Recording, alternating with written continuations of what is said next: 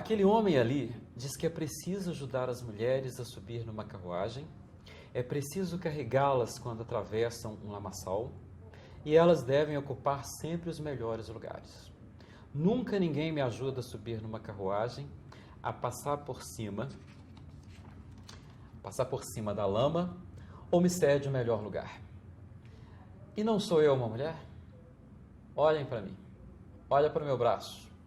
Eu capinei, eu plantei, eu juntei palha nos celeiros, e homem nenhum conseguiu me superar. E não sou eu uma mulher? Consegui trabalhar e comer tanto quanto um homem, quando tinha o que comer, e aguentei as chicotadas. Não sou eu uma mulher?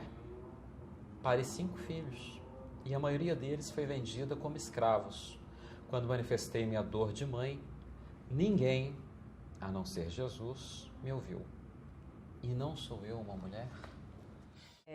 Quem escreveu esse discurso foi a Sojourner Truth, que foi uma mulher abolicionista, uma mulher que foi escravizada nos Estados Unidos.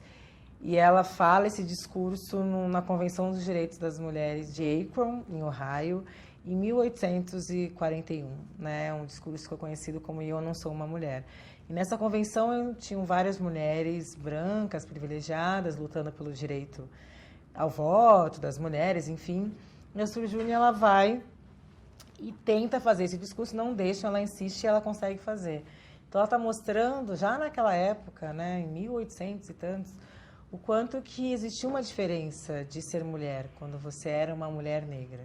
Né, e que aquelas mulheres que estavam ali naquele espaço não estavam pensando nessa questão. Né, elas estavam ali enquanto mulheres brancas, que também eram oprimidas, mas não pensando que existiam mulheres que partiam de outros lugares, como as mulheres negras. Então, essa pergunta, que eu acho muito forte, e eu não sou uma mulher, né, ela falando da realidade dela, contrapondo com a realidade daquelas mulheres, dizendo, olha, vocês não estão contemplando aqui as minhas reivindicações também. Eu também não sou uma mulher, eu não deveria ser levada em consideração numa Convenção dos Direitos das Mulheres. E do feminismo negro? É uma boa pergunta, né? Porque eu acho que é uma pergunta que as próprias pessoas precisam se fazer.